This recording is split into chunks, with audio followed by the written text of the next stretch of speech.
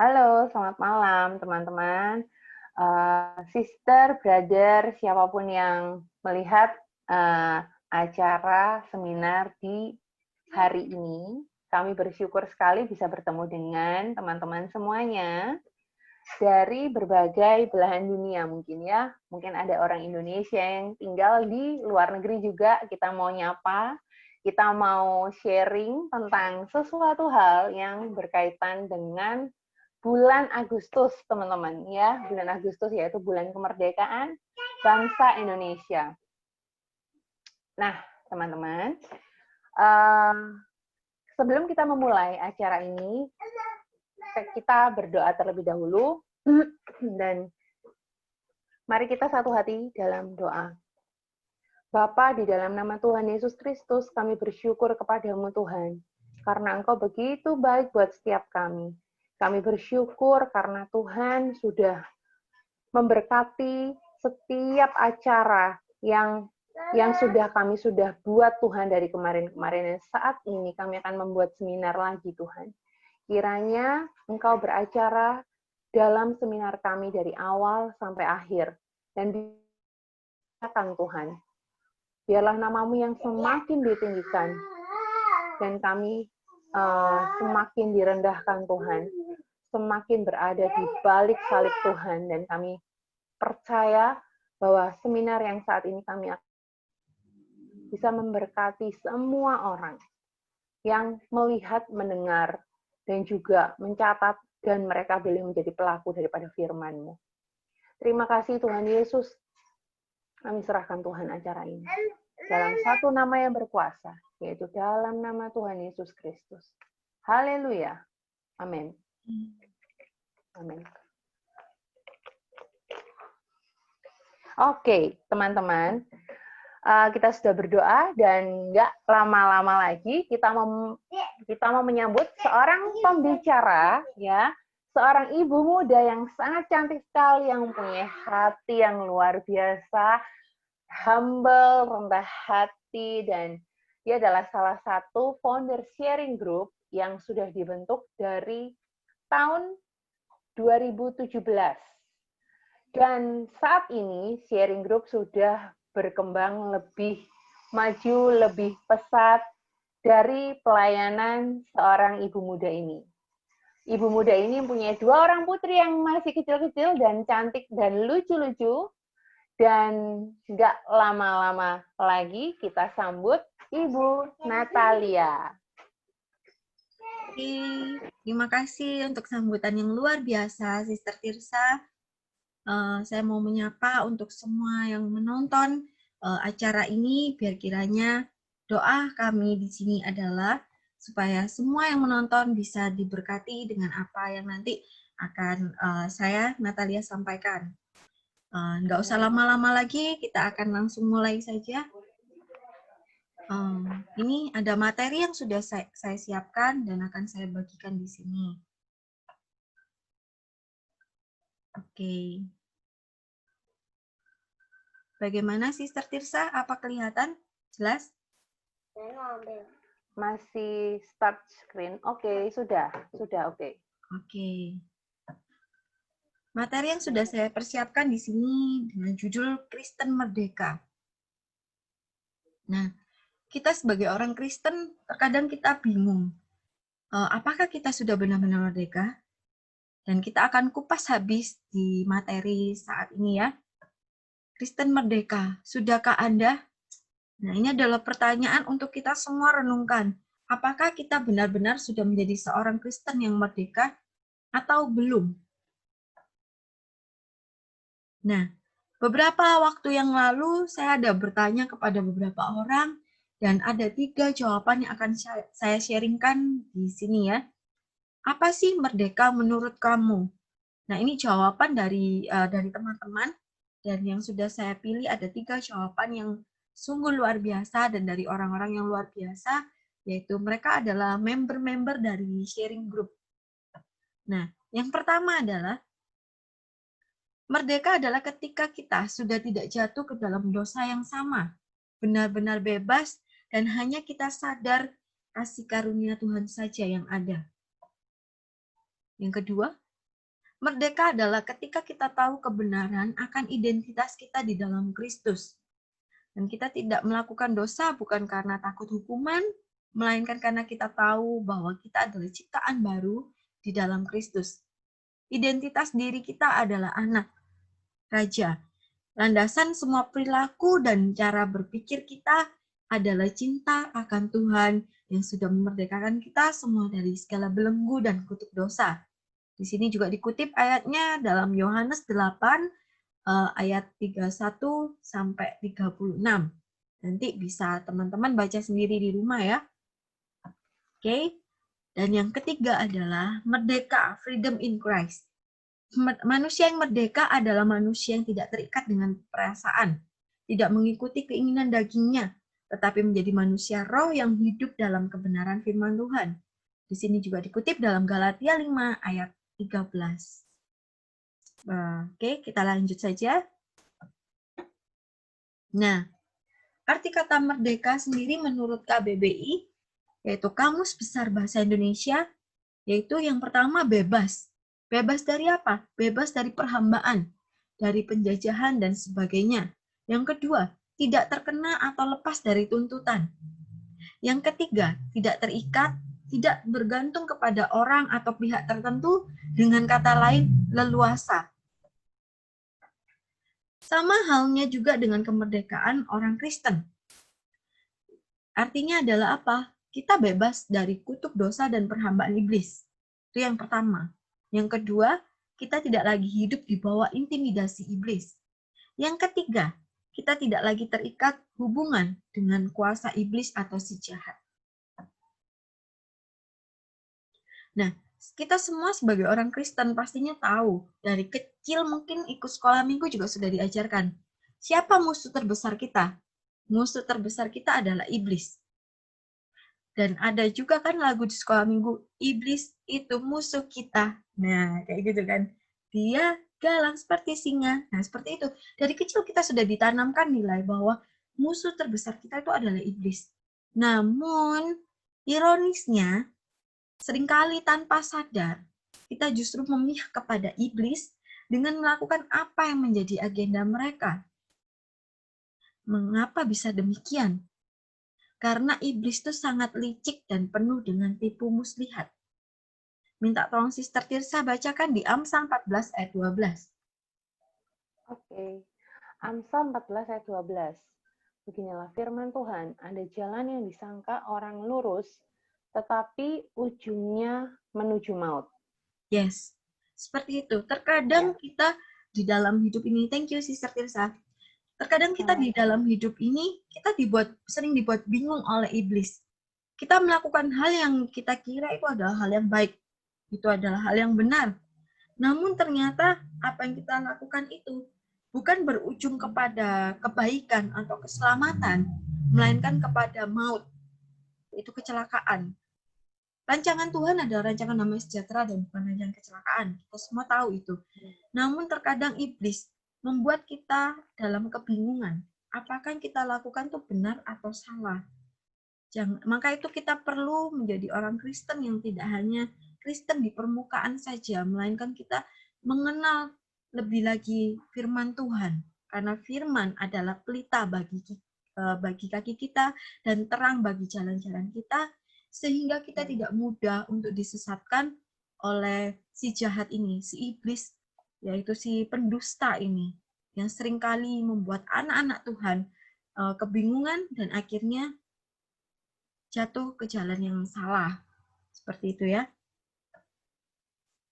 Nah, di sini saya ada beberapa pertanyaan untuk direnungkan. Mari kita renungkan bersama-sama. Ini tentang apa sih? Oke, now let's talk about dream. Impian. Kita renungkan dan kita jawab sama-sama dalam hati aja. Jawabnya tuh singkat aja. Ya atau tidak. Pertanyaan pertama adalah, bolehkah orang Kristen memiliki impian atau bermimpi?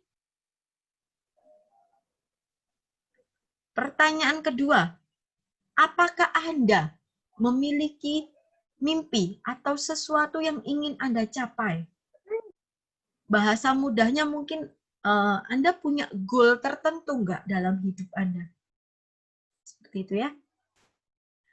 Pertanyaan ketiga adalah, sebelum melakukan sesuatu untuk mencapai impian atau cita-cita, pernahkah Anda membawanya di dalam doa? Tentunya kalau kita mau menggapai cita-cita, kita mau meraih sesuatu, kita pastinya melakukan sesuatu dong. Nah, pernah nggak Anda sebelum melakukan itu bawa dalam doa dulu?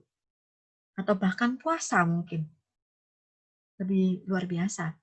Nah, yang keempat, pernahkah Anda meminta peneguhan dari Tuhan akan apa yang Anda impikan atau cita-citakan tersebut? Nah, mungkin teman-teman sudah menentukan nih, oh aku ingin menjadi ini, aku pengen ini, pengen itu, berapa tahun lagi aku akan seperti ini, seperti itu. Tapi pernah nggak teman-teman tuh minta peneguhan dulu dari Tuhan?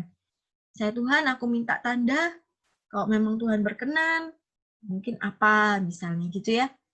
Pertanyaan kelima, adakah Anda meminta nasihat dari pemimpin rohani mengenai impian atau cita-cita Anda? Dan boleh saya tambahkan di sini mungkin nasihat dari orang-orang di sekitar yang Anda percaya. Kalau yang sudah menikah mungkin minta nasihat dari pasangan ataupun orang tua kita. Atau Anda untuk mengejar impian Anda berusaha sendiri, mikir-mikir sendiri, seperti itu. Nah, jika jawaban Anda lebih banyak iyanya daripada tidak, kemungkinan besar Anda memiliki pandangan atau konsep yang benar atas sebuah impian atau cita-cita. Kita lanjut ya.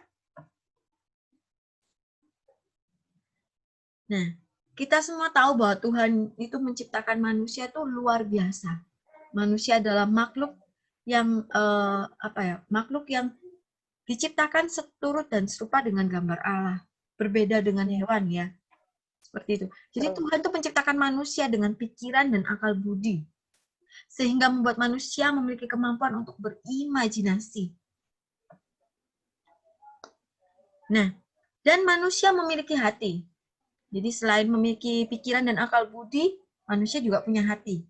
Yang memiliki kemampuan untuk menangkap atau meresponi hal-hal yang dipikirkan untuk menjadi sebuah keinginan. Namun kita harus berhati-hati jika hati sudah berkeinginan, karena bisa membuka celah bagi iblis untuk memperdaya setiap kita anak-anak Tuhan. Nah, cara kerja dari keinginan itu seperti ini. Misalnya kita adalah, sebagai contoh, saya adalah seorang wanita ya. Nah, saya punya akal budi. Pastinya dulu waktu masih, kan saya sudah menikah dan punya 2 anak. Nah, waktu dulu masih single, pastinya saya berpikir suatu saat nanti saya ingin menikah, saya ingin membangun keluarga.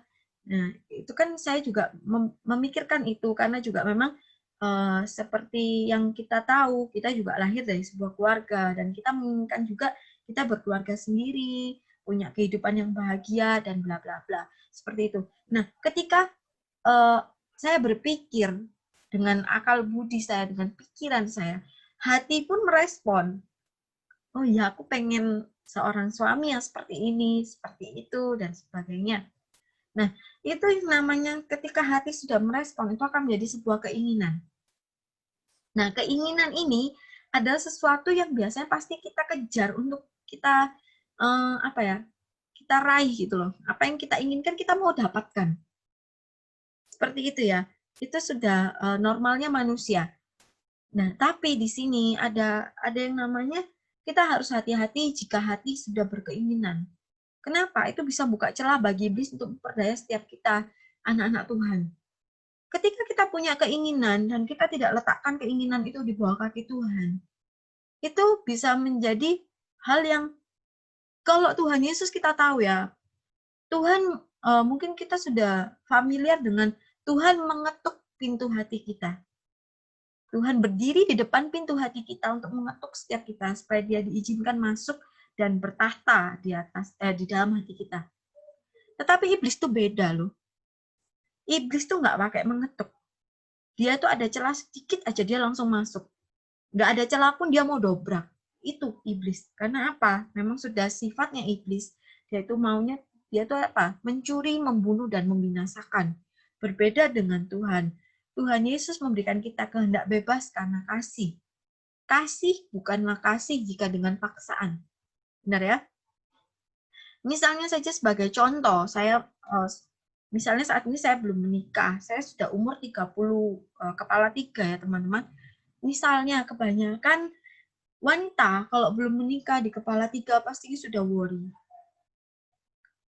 Kebanyakan seperti itu karena kita orang Indonesia dengan masih kental adatnya yang harus menikah di umur sekian-sekian. Kok lewat dari ini sepertinya dianggap sudah terlambat untuk menikah dan sebagainya. Padahal kok mungkin di kebudayaan di negara lain mungkin sudah tidak ada seperti itu karena sudah modern. Tapi karena kita masih di Indonesia ini kebanyakan itu masih sebagai sesuatu yang sensitif gitu ya.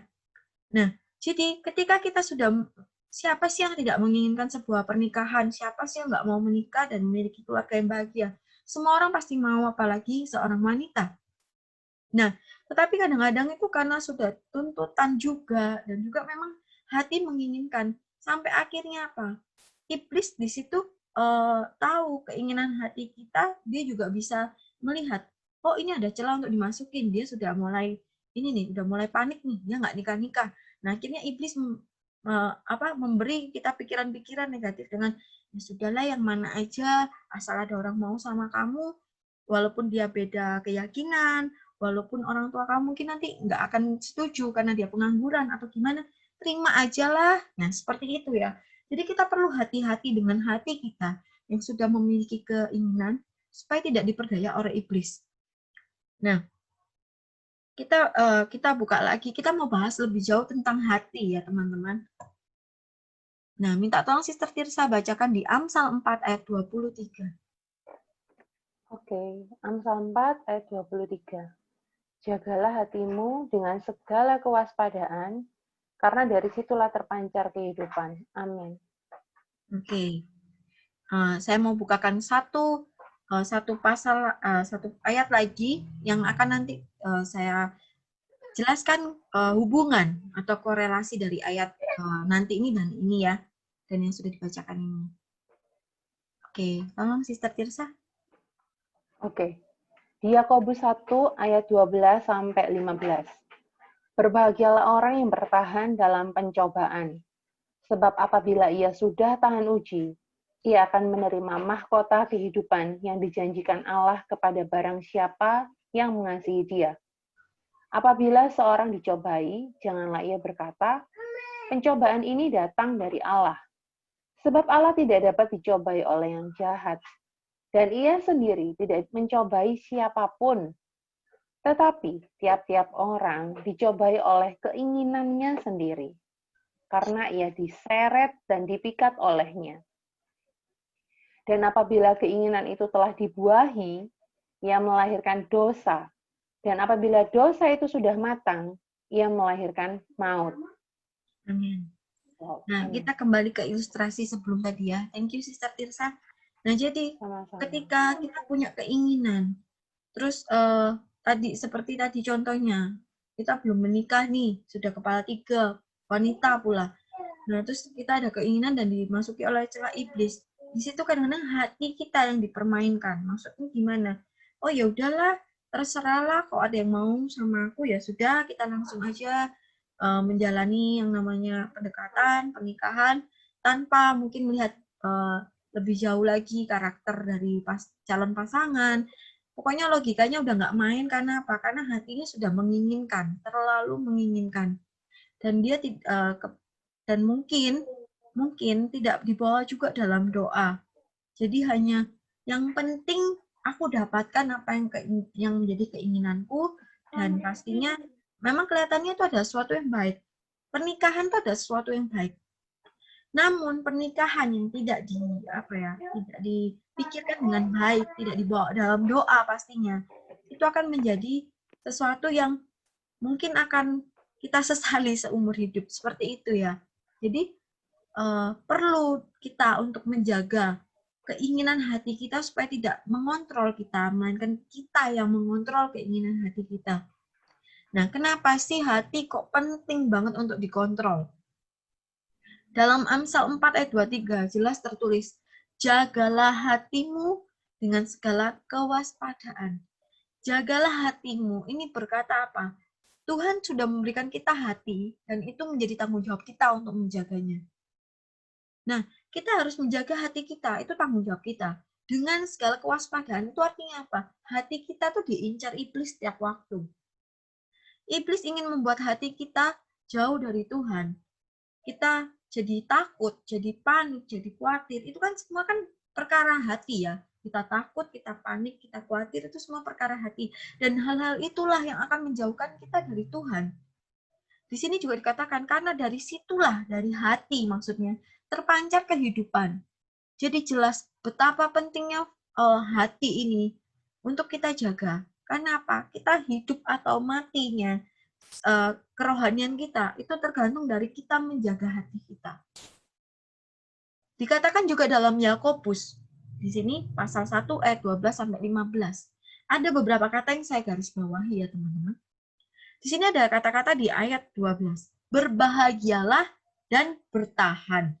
Nah, berbahagialah, bertahan, terus pencobaan dan tahan uji. Kenapa saya garis bawahi?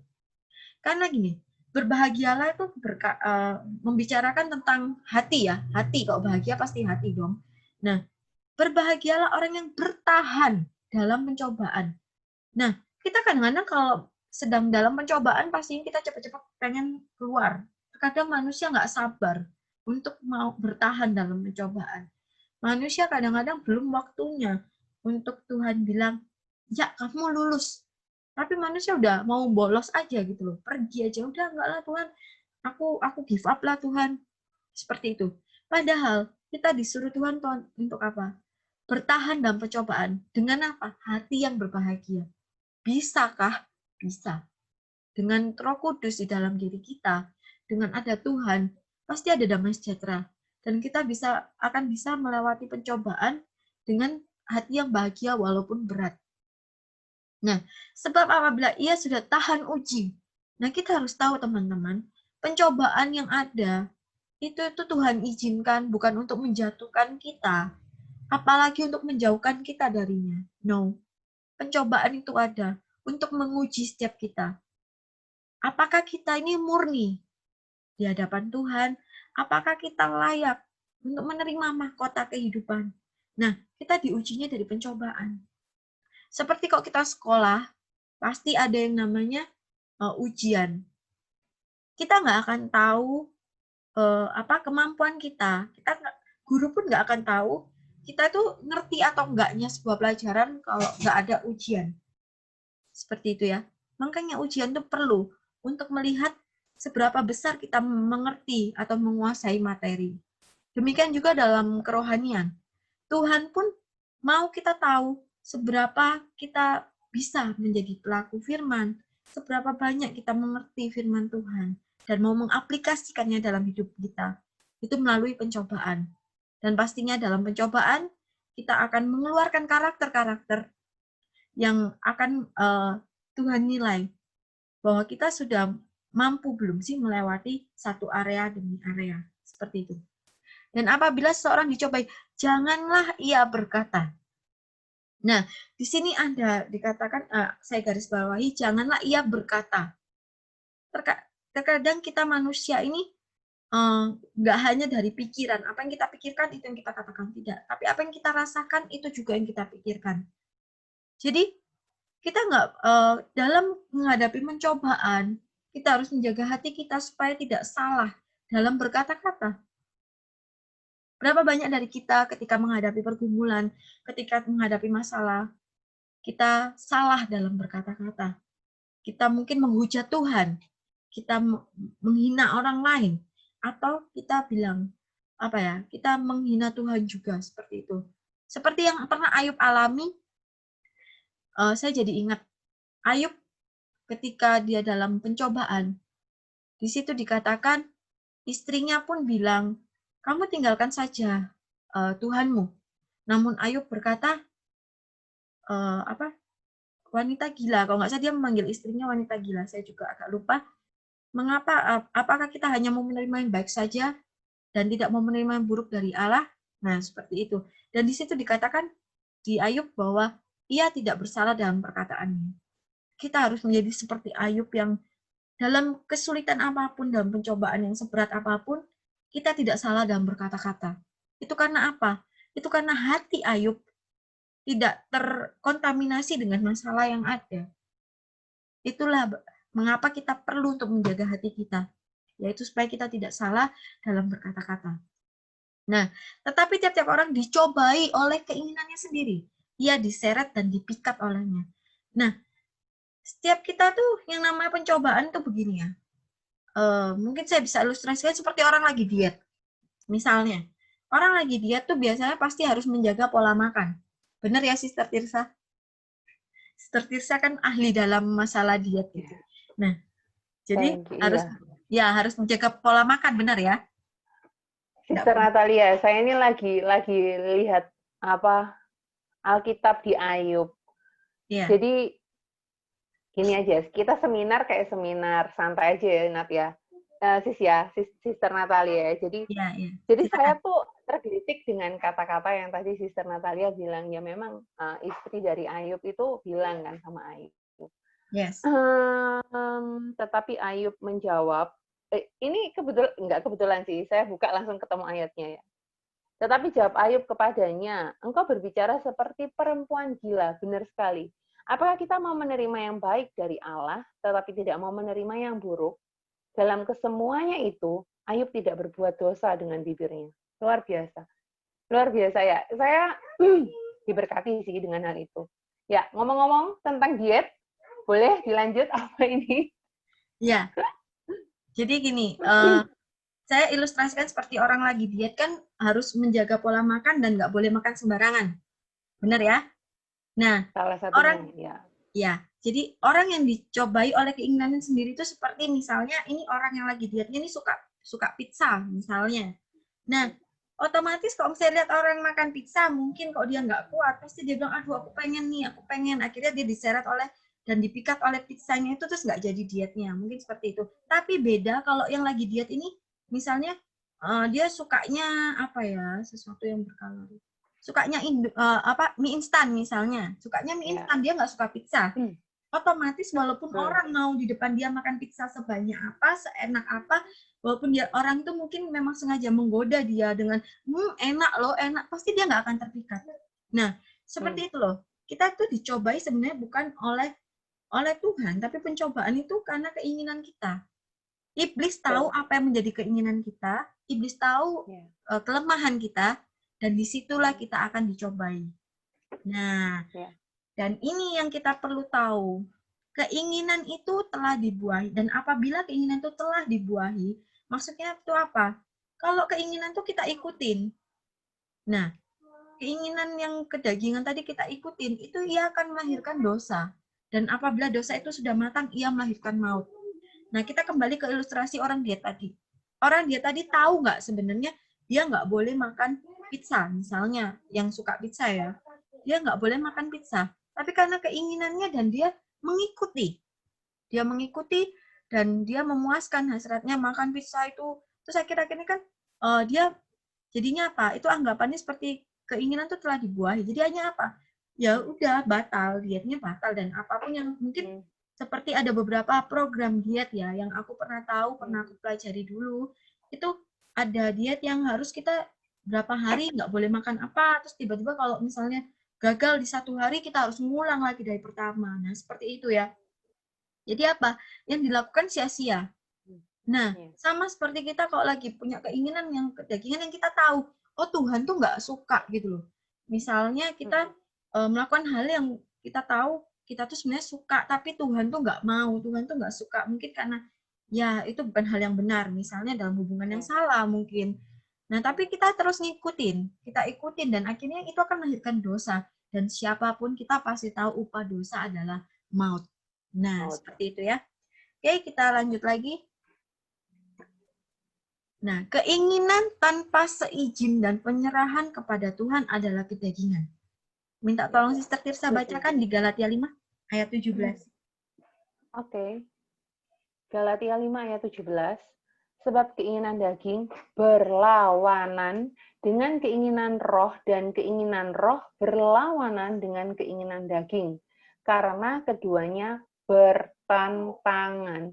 Sehingga kamu setiap kali tidak melakukan apa yang kamu kehendaki. Yes. Ya. Keinginan daging pasti selalu bertentangan dengan keinginan roh, yaitu keinginan Roh Ya. Kudus ya. Nah, kayak gitu. Nah, ketika kita tidak memberi diri untuk hidup dipimpin oleh roh, maka otomatis kita telah memilih menyerahkan diri untuk hidup dipimpin oleh kedagingan kita. Ya. Dan jika demikian, kita telah menjadi hamba dosa. Kenapa? Karena kita nggak bisa setengah-setengah loh ikut Yesus. Karena kita tahu gaya gravitasi ya. Gravitasi itu kan selalu menarik kita ke bawah. Nah, gitu juga dengan dunia ini. Dunia itu selalu menarik kita untuk ke bawah. Jadi apapun yang berhubungan dengan kedagingan itu pasti lebih kuat. Tuhan Yesus pernah katakan, saya tiba-tiba ingat, Tuhan Yesus pernah katakan kepada murid-muridnya ketika Tuhan Yesus sebelum ditangkap dan disalib, Tuhan Yesus mengajak murid-muridnya untuk berdoa bersama dengan dia 1 jam saja, nggak usah lama. Tetapi muridnya apa yang dilakukan? Mereka tidur. Dan Tuhan Yesus berkata apa? Ya memang, daging itu lemah. Roh itu penurut, namun daging itu lemah. Nah, di sini Tuhan Yesus mau mengajarkan apa pada kita? Tuhan Yesus tahu pasti murid-muridnya itu sebenarnya punya hati ingin untuk mengikut Yesus untuk berdoa bersama. Mereka pasti ada kerinduan. Mereka cinta Tuhan kok, gitu loh. Mereka ada kerinduan untuk ikut bersama-sama, bergumul bersama Tuhan Yesus. Mungkin menangis bersama, berjuang bersama. Tapi ya itu daging itu lemah. Mereka kecapean. Nah, seperti itu ya. Jadi kebanyakan kita itu harus apa ya? Kalau kita nggak mau dipimpin oleh kedagingan kita tuh harus memaksakan diri untuk dalam tanda kutip ya, bukan dipotong beneran, untuk memotong-motong daging-daging kita ini supaya kita tuh hidupnya dalam roh. Seperti itu. Jadi kalau misalnya kita sudah hidup di dalam, soalnya kenapa? Karena kita hanya mendapatkan kemerdekaan ketika kita hidup dipimpin oleh Roh Allah. Karena Roh Allah itu Yesus memerdekakan setiap kita, bukan kedagingan kita. Nah, di sini di sini saya katakan, jika demikian kita telah menjadi hamba dosa jika kita hidup dipimpin oleh kedagingan ya.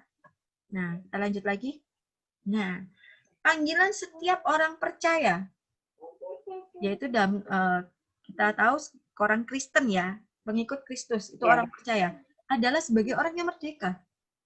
Minta tolong dibacakan Sister Tirsa, Galatia 5 ayat 1. Galatia 5 ayat 1, supaya kita sungguh-sungguh merdeka. Kristus telah memerdekakan kita.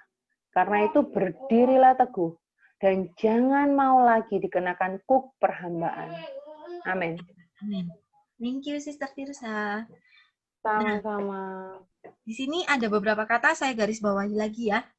Ada nih, supaya kita sungguh-sungguh merdeka. Nah, jadi kan merdeka itu ada yang sungguh-sungguh merdeka dan ada yang cuman sekedar merdeka, mungkin kayak gitu ya. Nah, di sini kita tahu kebenaran bahwa Kristus telah memerdekakan kita. Nah, tapi ternyata setelah kita tahu Kristus telah memerdekakan kita, itu nggak menjamin kita itu benar-benar merdeka. Ada yang menjadi bagian kita. Bagian Tuhan adalah menebus setiap dosa kita. Bagian Tuhan Yesus sudah selesai. Dia sudah memerdekakan setiap kita. Namun bagian kita adalah berdiri teguh dan jangan mau lagi dikenakan kuk perhambaan. Itu bagian kita. Jadi kita tuh harus memiliki keputusan, gitu loh. Di sini saya katakan, untuk menjadi seorang Kristen atau pengikut Kristus yang merdeka itu adalah pilihan. Nah, jika kita mau menjadi orang Kristen yang merdeka, yaitu lepas dari kuk perhambaan, atau di sini dalam artian tentang keinginan daging yang sedang kita bahas ya, itu maka kita harus memberi diri untuk hidup dengan dipimpin oleh Roh Kudus. Jadi impian atau cita-cita kita yang ada itu, kita letakkan di bawah kaki Kristus. Nah, sekarang gini, kenapa sih kok kita harus meletakkan di bawah kaki Kristus? Ya supaya kita nggak diperdaya oleh iblis dan menjadikan apa yang kita ingini itu malah mengontrol kita, bukan kita mengontrol keinginan itu. Oke? Lanjut ya.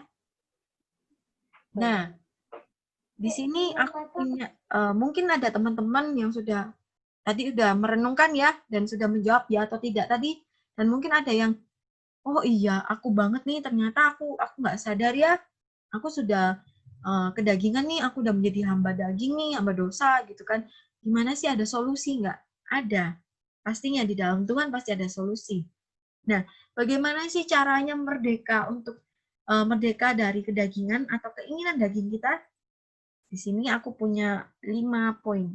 Yang pertama adalah mengakui di hadapan Tuhan dan bertobat. Minta tolong dibacakan Sister Tisa di 1 Yohanes 1 ayat 9. Oke, tunggu. 1 Yohanes 1 ayat 9. Tunggu ya. Oke, sudah. 1 Yohanes 1 ayat 9. Jika kita mengaku dosa kita, maka Ia adalah setia dan adil, sehingga Ia akan mengampuni segala dosa kita dan menyucikan kita dari segala kejahatan. Amin. Amin. Yaitu ketika kita sudah mengerti bahwa kita masih hidup di bawah keinginan daging kita. Ciri-cirinya ya seperti yang tadi saya katakan. Kalau ketika keinginan daging itu mengontrol kita, bukan kita mengontrol keinginan daging kita, itu berarti kita sudah diperhamba oleh keinginan daging. Dan hal yang pertama harus kita lakukan adalah mengakui dan bertobat. Mengakui di hadapan Tuhan dan bertobat. Tenang aja gitu loh. Tuhan pasti menerima kita. Walaupun kita mungkin sudah mengecewakan Tuhan dalam banyak hal. Tapi Tuhan pasti akan menerima kita dan Dia mengampuni dan Dia menyucikan kita. Jadi jangan takut untuk menghampiri tahta Allah dan mengakui segalanya lalu bertobat. Dan itu yang akan memerdekakan setiap kita. Dan langkah yang kedua adalah menyerahkan cita-cita maupun impian kita ke dalam tangan Tuhan. Minta tolong dibacakan Sister Tirsa dalam 1 Petrus 5 ayat 6 sampai 7. 1 Petrus 5 ayat 6 sampai 7. Oke, wait. Ada beberapa yang aneh. Karena itu, rendahkanlah dirimu di bawah tangan Tuhan yang kuat, supaya kamu ditinggikannya pada waktunya. Serahkanlah segala kekhawatiranmu kepadanya, sebab Ia yang memelihara kamu. Amin. Amin. Wow. Kita percaya ya, kalau kita meletakkan impian kita di dalam tangan Tuhan, percayalah bahwa kita akan diangkatnya pada waktunya, tepat pada waktunya. Bukan waktu kita, tapi waktu Tuhan. Dan itu menjadi bagian Tuhan untuk kapan atau bagaimana. Yang menjadi bagian kita adalah kita serahkan semua cita-cita dan impian kita ke dalam tangannya Tuhan. Dan pastinya kita juga berusaha dengan sebaik-baiknya yang kita bisa lakukan.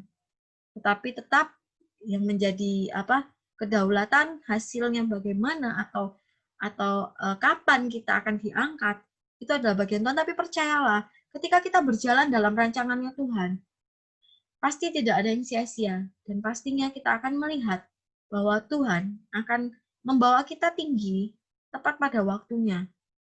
Karena apa? Karena Tuhan pasti mengasihi kita, dan impian atau cita-cita itu yang kita sudah letakkan, itu bukan menjadi fokus kita, dan Tuhan jadi tidak cemburu dengan itu. Terkadang kita manusia secara tidak sadar kita memberhalakan diri sendiri. Kita punya impian dan itu yang kita berhalakan. Kita tiap hari kita selalu memikirkan impian-impian kita. Apa yang harus kita lakukan? Tanpa kita menyadari bahwa kita harus mencari Tuhan dulu. Kayak gitu loh. Oke? Step yang ketiga adalah senantiasa konsultasi dengan Tuhan ketika membuat perencanaan. Nah, ini minta tolong dibacakan Sister Tisa dalam Yakobus 4 ayat 13 sampai 15. Oke. Yakobus 4 ayat 13 sampai dengan 15.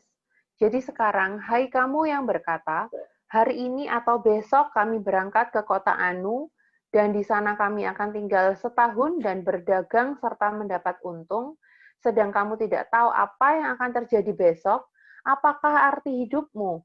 Hidupmu itu sama seperti uap yang sebentar saja kelihatan lalu lenyap.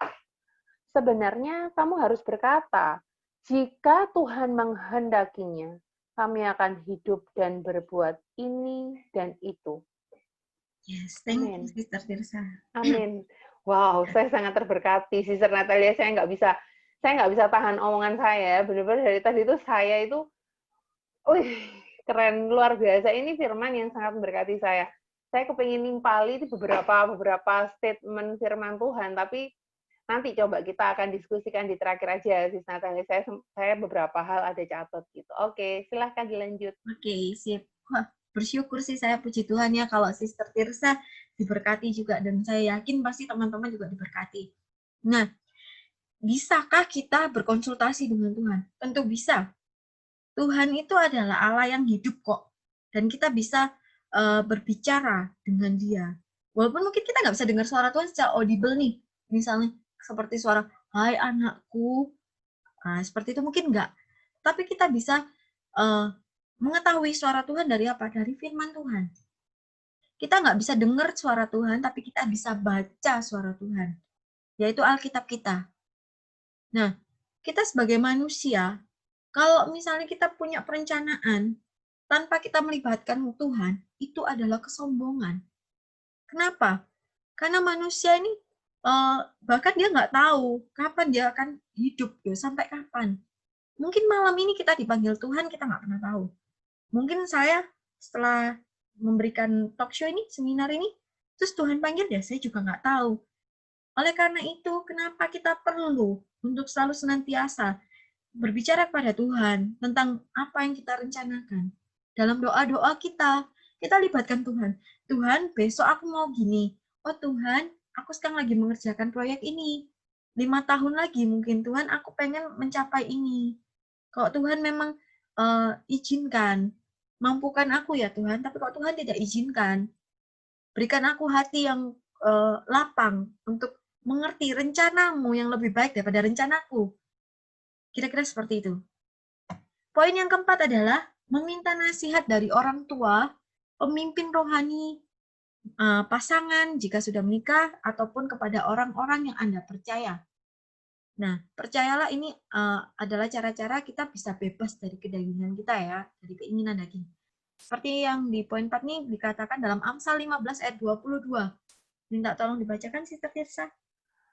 Amsal 15 ayat 22. Rancangan gagal kalau tidak ada pertimbangan, tetapi terlaksana kalau penasehat banyak. Amin. Yes. Nah, seperti itu. Tuhan tidak merancangkan kita untuk hidup seorang diri kok. Tuhan merancangkan kita untuk hidup bersama orang lain, dan pastinya Tuhan meletakkan dalam hidup kita orang-orang yang karena Tuhan mengasihi kita ya. Tuhan meletakkan orang-orang untuk menjaga kita. Percaya nggak? Seperti aku sebagai orang tua, aku punya 2 anak. Anakku akan bertumbuh dewasa. Tetapi pasti walaupun orang melihat mereka sudah dewasa, bagiku mereka itu tetap my little baby. Aku sayang sama mereka akan tetap sama seperti waktu mereka masih kecil. Mungkin rasa khawatirku akan tetap, ya walaupun caranya berbeda, cara aku menjagai berbeda. Tapi tetap aku mengasihi mereka, dan aku ingin mereka aku tempatkan di tempat yang tepat dengan orang-orang yang mengasihi mereka. Begitu pula dengan Tuhan, kita manusia aja bisa mengasihi anak seperti itu. Apalagi Tuhan. Tuhan mengasihi setiap kita. Pastinya Dia menempatkan orang-orang yang mengasihi kita dengan tulus. Walaupun mungkin di sekitar kita begitu banyak orang, dan mungkin mereka punya kepentingan berbeda-beda dekat dengan kita. Tapi ada orang-orang tertentu yang memang Tuhan letakkan di dalam hidup kita, yang bisa mengasihi kita dengan tulus dan mengarahkan kita. Dan itu perlu kita untuk, dalam tanda kutip ya, kita manfaatkan untuk meminta nasihat gitu loh. Itu kita perlu, karena apa? Memang Tuhan letakkan mereka di dalam hidup kita, itu adalah supaya mengarahkan kita. Seperti itu ya. Poin kelima yang terakhir adalah percaya penuh kepada rancangan Tuhan atas hidup kita. Seperti dalam Yeremia 29 ayat 1. Ini ayat favorit aku by the way. Silakan dibacakan, Sister Tirsa. Oke, siap. Yeremia 29 ayat 1. Ayat 11. Sorry. Ada salah. Oke. Yeremia 29 ayat 11. Ya, Oke. Sebab aku ini mengetahui rancangan-rancangan apa yang ada padaku mengenai kamu. Demikianlah firman Tuhan, yaitu rancangan damai sejahtera dan bukan rancangan kecelakaan, untuk memberikan kepadamu hari depan yang penuh harapan. Amin. yes, amin. Aku dalam titik terendah ya. Saya juga pernah mengalami yang namanya apa yang saya impikan itu tidak tercapai. Pernah waktu SMA sedikit sharing, saya punya cita-cita sebagai seorang psikolog. Dan saya juga sudah mendaftar di sebuah universitas di Surabaya. Waktu itu saya di Surabaya. Itu mengambil fakultas psikologi. Sudah ikut tes juga dan kira-kira 3 minggu ke depan akan masuk sebenarnya.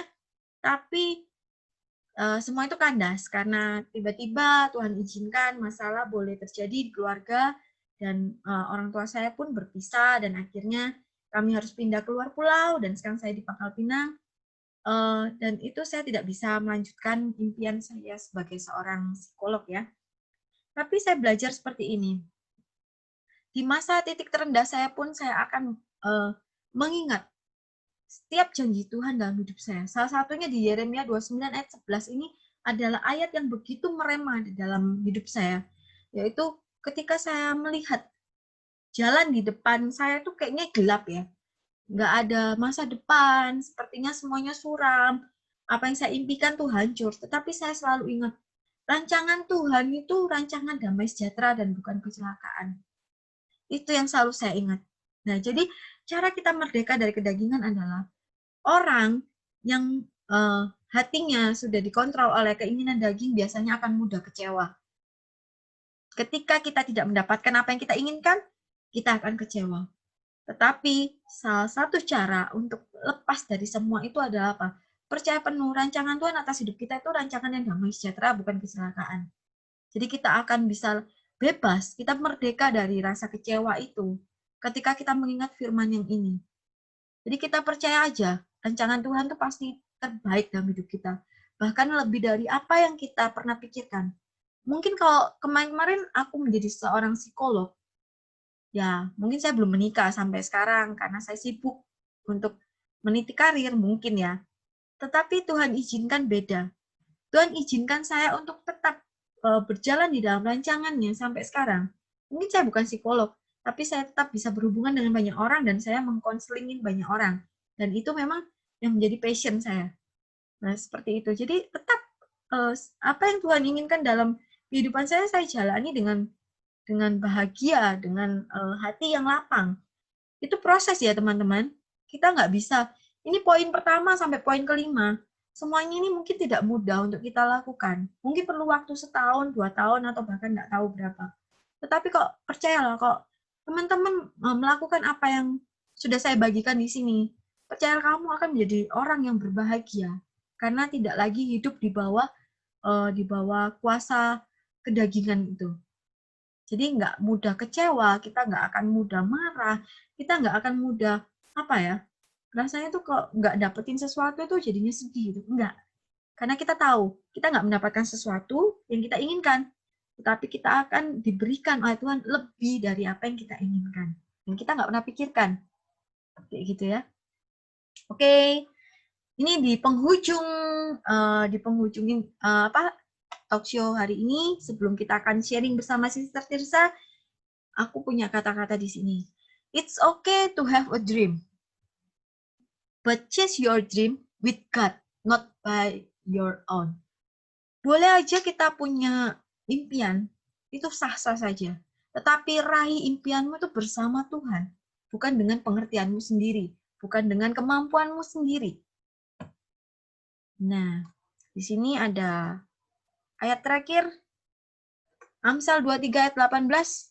Biar aku yang baca nih, terakhir soalnya. Karena masa depan sungguh ada dan harapanmu tidak akan hilang.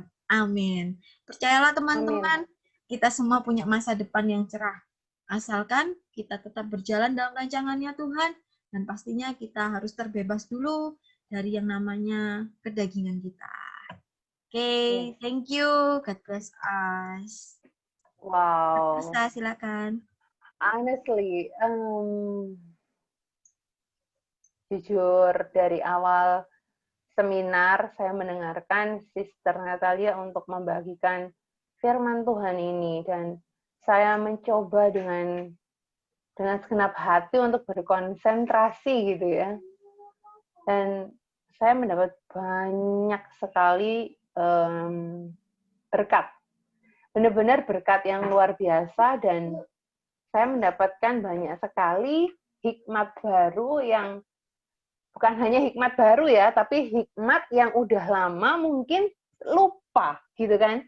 Lupa kalau misalnya, oh iya ya, kalau kita punya impian harus kita taruh lagi sama-sama di tangan Tuhan, di kaki Tuhan, ditaruh lagi, berjalan mengejar impian itu bersama dengan Tuhan. Jangan dengan kekuatan kita, karena apalah kita tanpa Tuhan ya, Sister Natalia. Itu benar-benar memberkati saya banget. Itu sangat-sangat memberkati saya.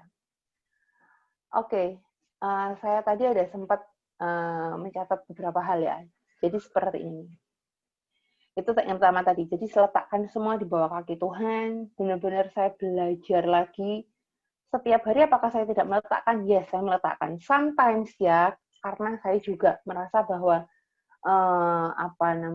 kadang-kadang kalau sudah kadung kerja gitu ya, saya lupa kalau saya tuh masih punya Tuhan. Teman-teman tahu nggak? Jadi salah satu sharing saya ya, percaya nggak percaya, entah mau dibilang saya terlalu saya terlalu rohani atau gimana, enggak sama sekali. Tapi beneran, saya itu kalau ngomong-ngomong sama orang, atau karena saya sering buat seminar ya sis ya, jadi Sister Natalia, saya sedikit sharing. Alkitab ini bukan buku kerpean dan lain sebagainya. Jadi Alkitab ini yang saya selalu pegang di bawah gini. Saya tuh kayak gini ya. Mungkin kalau misalnya dunia bilang itu kayak apa? Bukan jampi-jampi, apa ya? Seperti kekuatan yang saya harus ingat bahwa segala perkara dapat kutanggung di dalam Dia yang memberi kekuatan kepadaku. Entah ayat itu terus gitu, ayat itu terus. Apa saja yang kamu minta dan doakan, percayalah bahwa kamu akan menerimanya, maka hal itu diberikan kepadamu. Itu kayak terngiang-ngiang. Dan saya tuh ya benar-benar dari saya kecil, saya boleh cerita, saya sama sekali tidak pernah meninggalkan Alkitab saya di rumah, Sister Natalia. Jadi kemana-mana saya itu bawa Alkitab. Saya kerja dulu juga saya bawa Alkitab. Saya merasa bahwa dengan adanya Alkitab, hati saya itu tenang sekali. Sampai saya menyadari bahwa dulu saya tuh kayak dibilang orang, oh sok rohani, sok apa. Kamu nggak ngerti hati saya, kamu nggak tahu saya. Saya ini banyak sekali gitu ya permasalahan di dalam rumah. Apalagi dulu orang tua saya juga yang seperti ini dan itu, dan Sister Natalia tahu sendiri ya. Pegangan saya apa teman-teman ya? Pegangan saya cuma Alkitab, karena teman-teman saya semuanya itu saya kan cerita sedikit lah, sharing sedikit. Karena saya tuh mempunyai ketakutan bahwa kalau saya berteman pasti sama orang tua saya, termasuk papa saya, itu akan diputus rantainya. Entah dengan whatever lah, alasan apapun yang buat dia itu benar padahal nggak benar. Nggak sis. Jadi saya tuh nggak pernah punya teman yang sampai akrab, sampai seperti apa, nggak pernah punya. Sekalinya deket dimarahin sama papa, sekalinya deket dimarahin. Terus saya ini bersyukur, meskipun saya harus menjalani hal itu berat banget sebenarnya kalau saya ingat lagi. Saya ini cuma punya Alkitab yang saya tuh buka setiap hari, yang saya baca setiap hari, yang saya pelajari setiap hari, yang saya tahu bahwa Tuhan itu dekat sama saya meskipun papa saya tuh memutuskan tali bahkan ya, saya kalau boleh sharing, papa saya memutuskan tali persaudaraan dengan semua saudara mama, saudara papa saya sendiri. Saya merasa bahwa begitu jahat sekali, kenapa kok sampai harus diputus seperti itu? Saya merasa sangat ketakutan dan saya benar-benar merasa bahwa saya tidak ada kemerdekaan di hati ini gitu ya. Ngomong tentang merdeka gitu.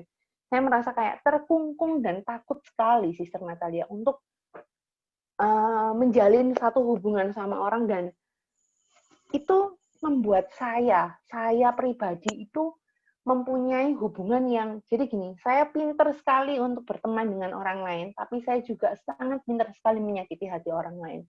Salah satunya itu karena saya masih mengingat hal itu gitu ya. Kenapa ya kok saya sampai seperti ini? Saya sharing, saya bisnis, saya bangun 5 tahun. Saya punya banyak customer, tapi customer saya pergi, saya nggak tahu kenapa. Setelah saya selidiki, itu karena sayanya yang tidak bisa membangun hubungan dengan baik. Dan saya baru belajar ya, belajar banget gitu ya. Tetap belajar sesuatu yang sifatnya itu dari orang-orang yang memang sudah expert gitu ya, dengan skill berkomunikasi, dengan skill berhubungan dengan orang. Aku belajar seperti itu. Ditambah aku mengkolaborasikan ya, mengkolaborasikan hal itu dengan kebenaran firman Tuhan. Dan itu awal-awal saya breakthrough di bulan Agustus itu tidak mudah sama sekali. Sama sekali ya. Jadi saya boleh share cerita sedikit ya. Saya akan buka ya, Sis Natalia ya. Awal saya benar-benar mau fokus dalam bisnis ini. Kita ini sudah take ini take kedua, dan saya berharap banget gitu untuk saya itu belajar ya di take pertama. Saya itu tiba-tiba memutus record ini karena di sana saya merasa sangat salah sekali karena tapi di sana saya belajar. Saya sangat belajar untuk tidak bisa membagi waktu dengan baik, Sis Natalia. Itu tidak menggabungkan segala sesuatu tuh sesuai dengan kehendak saya. Maka dari itu saya sangat belajar untuk membawa segala sesuatu di bawah kaki Tuhan. Dan saya berdoa benar-benar dengan case seperti itu ya. Saya berdoa, Tuhan, saya nggak mau sampai saya kehilangan sahabat lagi ya dengan karena saya tahu sekali betapa kecewanya ya ketika kalau saya memposisikan diri saya seperti Sis Natalia itu saya sangat kecewa, dan mungkin kalau saya di posisi Sister Natalia saya akan tidak bisa mengampuni bahkan ya mungkin. Tapi saya sangat bersyukur ya, saya benar-benar belajar dari seorang Sister Natalia yang mempunyai hati yang sangat besar, benar-benar mau untuk kembali memaafkan, kembali mencoba. Dan kemarin sedikit sharing ya, ternyata Sister Natalia memilih bahwa hubungan itu di atas pelayanan. Wow. Karena dengan kita mempunyai satu hubungan, benar sekali, itu sangat-sangat memberkati saya. Dengan kita mempunyai satu hubungan, otomatis kita akan memberitakan apapun yang, kalau hubungan kita baik, kita mau ngomong apa aja sama orang itu enak. Benar nggak, Sister? Nah, ketika kita ngomong sama orang itu enak, orang itu akan trust sama kita. Nah, di sana kita bisa sharing tentang kebaikan Tuhan, tentang firman Tuhan, tentang apapun itu yang menjadi satu kebenaran ya, yang pastinya menjadi satu kebenaran. Dan itu akan berdampak luar biasa sebenarnya itu. Kalau saya sharing lagi agak panjang, Sister Natalia, cuman ini penting sekali untuk saya sharingkan. Jadi beberapa waktu yang lalu, saya mengikuti sebuah pendalaman Alkitab bersama dengan 2 orang teman saya. Minggu-minggu ini. Dan di sana saya belajar untuk miteni itu apa ya, kayak miteni dosa apa aja sih. Saya agak lupa di mana buku saya, intinya gini, dosa itu ada banyak ya, banyak banget. Ada pembunuhan, ada percabulan, hawa nafsu, iri hati, dan lain sebagainya ya. Nanti coba saya akan cari ya ayat ini dan apa korelasinya gitu ya dengan sharing saya yang tadi. Di sana saya dalam tanda kutip ditelanjangi. Di sana saya ditanya, saya disuruh buat PR gitu ya sama teman saya ini gitu. Nah, dari setiap dosa-dosa yang sudah dijelaskan sama salah satu teman saya itu, saya diminta untuk, kamu di dalam pembunuhan, di dalam iri hati ini kamu pernah melakukan apa? Contohnya apa? Apa. Jadi saya ingat jam 12:30 malam, 11:30 atau 12:30 malam, saya itu buat PR-nya. saya benar-benar buat PR, saya benar-benar evaluasi diri saya itu apa. Dan ketika saya ditanya waktu seminar, waktu pendalaman Alkitab itu, saya diminta jelaskan satu hal. Tahu Sister Natalia, saya garis bawah itu adalah, saya ini sering melakukan dosa pembunuhan. Tahu, pembunuhan itu maksudnya seperti apa? Orang kalau keji, kejam gitu ya, membunuh itu dengan memutilasi, bahkan memakan daging orang. Nah, itu kejam. Tapi yang saya lakukan itu adalah pembunuhan karakter. Saya sedikit bercerita. Kenapa kok saya bilang seperti itu? Karena saya dididik dari kecil juga keras sekali gitu ya. Bahkan karakter saya pun saya nggak ngerti terbentuknya seperti apa. Dan itu membawa dampak yang negatif untuk keluarga saya. Bahkan saya membunuh karakter suami saya membunuh karakter anak-anak saya, bahkan sahabat-sahabat saya pun atau orang-orang yang ada di sekeliling saya. Sehingga mereka tidak nyaman dengan saya. Karena saya begitu tajam sekali lidah saya untuk mengeluarkan satu statement di mana mereka bisa sakit hati, ya, dan mereka tidak mau lagi berteman dengan saya. Seperti itu ceritanya. Dari situ saya sangat belajar ternyata pembunuhan dosa terbesar dalam hidup saya itu salah satunya semua dosa saya lakukan gitu. Dosa tidak ada besar kecil ya, Sister Natalia. Semua dosa itu sama aja di hadapan Tuhan. Kamu mau dosa mencuri, merampok bank yang nilainya miliaran dengan kamu mencuri uang 100 rupiah pun sama aja mencuri gitu kan. Dosanya sama. Nggak ada yang dosa orang merampok bank di penjara itu bakal masuk neraka. No. Listen to me, all my friends ya. Even kamu tahu bahwa saudara kamu punya uang 10.000 aja gitu dan kamu lagi butuh dan cuma 10.000, aku ambil aja deh, kan orangnya nggak tahu. Hey, itu adalah pencurian dan itu tidak ada bedanya dengan kamu merampok bank. Itu penting banget untuk kita tahu ya, Sister Natalia. Ngomong-ngomong, kalau saya nanti ngomong ini tambah panjang. Intinya gini, oke, itu saya berharap untuk bisa jadi berkat buat teman-teman semuanya ya, supaya kita sama-sama saling belajar. Oh iya ya, ternyata ada ilmu-ilmu yang bisa didapat gitu dari sharing di malam hari ini yang berkaitan, yang ada korelasinya juga dengan seminar yang Sister Natalia bawakan.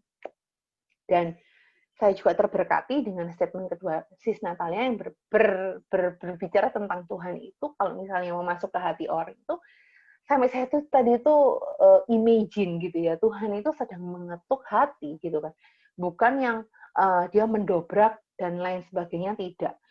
Tuhan itu mengetok, yang punya hak untuk membukakan itu siapa? Kita. Makanya kalau misalnya setiap kali digambar ya, saya ingat ya, di gambar-gambar yang seringkali kita lihat Tuhan itu sedang mengetok. Tidak ada yang namanya gagang pintu di luar. Selalu ada gagang pintunya hanya di dalam. Karena apa? Tuhan mengetok, kamu mau nggak bukain? Setiap orang yang sedang mendengar saya saat ini, even kamu bukan orang percaya sekalipun, saat ini pun Tuhan sedang mengetuk hatimu ketika kamu sedang mendengarkan siaran kami ya. Apakah kamu membuka hati? Ketika kamu membuka hati, kamu tidak tahu harus berkata dengan siapa. Ingat-ingatlah, mungkin ada orang yang pernah menceritakan tentang kebaikan Tuhan dalam hidup kamu. Atau mungkin kamu mau DM, boleh banget gitu ya. Kamu mau chatting sama kami. Kami siap. Kami siap dengan hati yang terbuka untuk menerima siapapun kalian gitu ya yang sedang mendengarkan. Karena saya rasa bahwa firman yang Sister Natalia ini sampaikan itu benar-benar firman yang membuka hati. Dan sedangkan ya, Sister Natalia, saya kembali lagi, saya imagine lagi iblis itu masuk dengan liciknya dia, tidak dari pintu, tapi dari celah sekecil apapun, ya teman-teman. Celah sekecil apapun dia akan menerobos masuk, menelusuk, dia akan dengan paksa gitu ya. Kalau kita tidak menjaga hati kita, benar-benar menjaga hati kita, membuat spiritual kita ini tidak dekat sama Tuhan, tidak menjaga sesuai dengan firman Tuhan, itu akan cepat sekali iblis. Even kamu ya punya pikiran seperti ini, aku nggak suka sama ini anak. Iblis loh itu. Jadi itu benar-benar pekerjaan iblis yang sepertinya tidak terlihat, teman-teman. Ya, kamu melihat status orang ini suka mengeluh dan kamu bilang, "Hey, kamu kok suka mengeluh seperti ini? Kamu ini itu dalam pikiran kalian. Itu sudah dosa. Makanya kenapa kok kita harus hati-hati menggunakan mata kita, pikiran kita, hati kita. Lihatlah sesuatu hal yang baik, yang positif. Membangun, teman-teman. Kita mau membangun, kita sama-sama saling membangun. Apakah saya tidak pernah salah? Hei, teman-teman ya, saya kasih tahu. Kita semua setiap hari melakukan kesalahan. Kita semua setiap hari melakukan dosa. Tapi karena kasih karunia Tuhan, Dia ada buat kita. Dia mati buat kita. Dan ketika setiap hari kita mengevaluasi diri kita, setiap malam kita berdoa sama Tuhan, kita minta ampun, Tuhan itu setia dan adil. Dia akan mengasihi, Dia akan mengampuni kita. Dan Dia akan menerima kita apa adanya. Selalu. Maka dari itu apa? Cross. Ya, salib. Kita hubungan dengan Tuhan, kita hubungan dengan sesama. Itu melambangkan bahwa kita harus mempunyai kasih yang sama seperti yang Tuhan kasih ke kita. Ketika kita tahu bahwa Tuhan itu sudah membuat kita itu orang-orang yang berdosa, diselamatkan karena kasih karunia ya. Begitu juga ketika mungkin ada orang-orang yang menyakiti hati kita, sebesar apapun mereka menyakiti hati kita, mungkin kita sudah sangat sudah mungkin sampai di titik kita tidak bisa memberi pengampunan. Hey, kita bisa lihat kasih Tuhan ya, 2000 tahun yang lalu Dia mati di kayu salib, mau menebus dosa kita. Wow, amazing gitu ya. Mungkin beberapa dari kita masih belum bisa realize, sadar, apa sih? Memang kalau Tuhan itu mau mati di kayu salib, emang apa sih urusannya sama aku? Ya udah lah, memang kan jalannya seperti itu. Enggak, teman-teman. Enggak sama sekali. Tuhan mati karena Tuhan tahu Tuhan itu kasih sama kalian semuanya. Saat ini saya mendengarkan. Dan saya sudah selesai. Dan saya berterima kasih banget sama Sister Natalia untuk kesempatan di malam hari ini yang luar biasa. Kita ada yang ini ad hoc banget ya. Jadi benar-benar yang namanya tidak ada perencanaan sama sekali. Tapi saya bersyukur. Saya bersyukur karena Sister Natalia luar biasa sekali memberikan firman tentang kemerdekaan. Yang dimana saya lepas dari akhir bulan kemarin tuh, saya rasa saya benar-benar merdeka. Merdeka dari segala sesuatu. Jadi ingatlah teman-teman. Nggak tahu ini kenapa kok kuat di hati saya. Saya mau sampaikan gini. Kalau sampai ada orang yang nggak suka sama kamu, siapapun kamu, terus kamu merasa bahwa kamu ini, aduh orang ini kok nggak suka sama aku sih. Dan itu kamu bawa terus, hey, stop it, gitu ya. Mereka nggak suka sama kamu, itu bukan hal yang harus kamu buat mereka suka sama kamu. Ya udah, nggak apa-apa kok.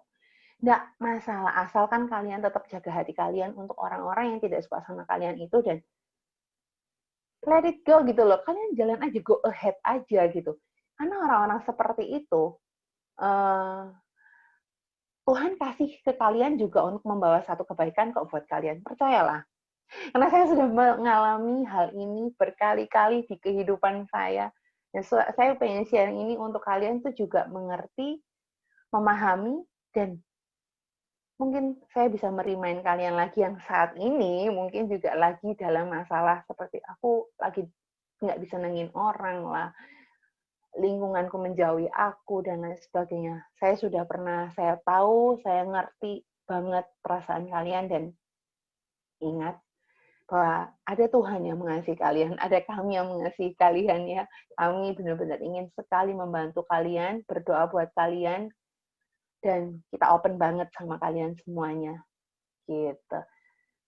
Selesai, Sister Natalia. Thank you so much. Thank you. Thank you juga Nah, Sister ini Tirsa. Aku juga terberkati untuk semua sharingnya tadi sih. Luar biasa. thank you.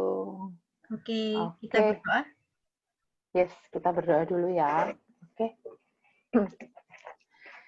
Mari kita satu hati dalam doa. Ya, Tuhan.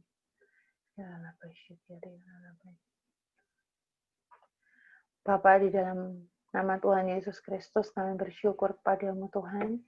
karena Engkau begitu baik Tuhan untuk setiap kami, hingga kami sudah bisa menyelesaikan seminar kami Tuhan di hari ini.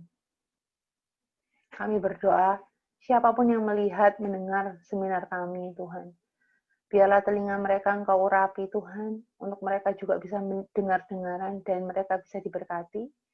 Mereka bisa melakukan apa yang mereka dengar ini Tuhan. Mereka boleh menjadi pelaku firman-Mu, mereka boleh terapkan dalam kehidupan sehari-hari mereka. Jatuh bangun, yes. Tapi kami percaya bahwa Tuhan Kau kuatkan mereka dan Kau sediakan Roh Kudus untuk menolong mereka.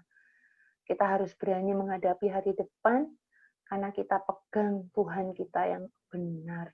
Apapun yang kita lakukan, kita harus lakukan sesuai dengan basic yang firman Tuhan inginkan untuk kita lakukan. Biarlah damai sejahtera daripada Allah Bapa, Putra, dan Roh Kudus itu senantiasa ada untuk setiap kita, berubah menjadi pribadi yang lebih baik, berubah menjadi pribadi yang lebih benar di hadapan Tuhan. Terima kasih Tuhan buat semuanya. Di dalam nama Tuhan Yesus, kami memberkati Sister Natalia yang sudah menyampaikan firman-Mu, renungan-Mu, seminar ini, menyediakan waktunya, menyediakan tenaganya untuk Sister Natalia juga bisa men-sharingkan hal ini dengan hatinya yang luar biasa. Tuhan, Kau berkati Sister Natalia, Engkau berikan kekuatan, kesehatan, kemampuan. Engkau berkati suami, anak-anaknya, semuanya Tuhan kami serahkan di dalam nama Tuhan Yesus. Kami berdoa untuk hamba-Mu juga Tuhan yang sudah selesai Tuhan, menjadi moderator, menjadi bersama-sama kita berkolaborasi untuk men-sharingkan tentang kebenaran firman-Mu, kiranya juga Engkau berkati keluarga hamba-Mu Tuhan, suami, anak-anak hamba-Mu, dan kami juga menyerahkan Tuhan hari-hari ke depan. Hari-hari ke depan adalah hari-hari yang penuh dengan harapan. Tidak usah takut, kita berjalan maju bersama dengan Tuhan. Dan kami percaya Engkau mendengar setiap doa kami dan Engkau menjawab setiap pergumulan hati kami, Tuhan. Engkau akan buat kami naik dan terus naik dan tidak akan turun. Kami akan menjadi seorang pribadi yang semakin hari semakin serupa dan segambar dengan Tuhan. Terima kasih buat semuanya, kami serahkan Tuhan malam hari ini. Malam, pagi, siang, sore, hari di mana orang-orang mendengar YouTube kami ini Tuhan. Di dalam nama Tuhan Yesus Kristus, kami sudah berdoa dan mengucap syukur. Haleluya. Amin.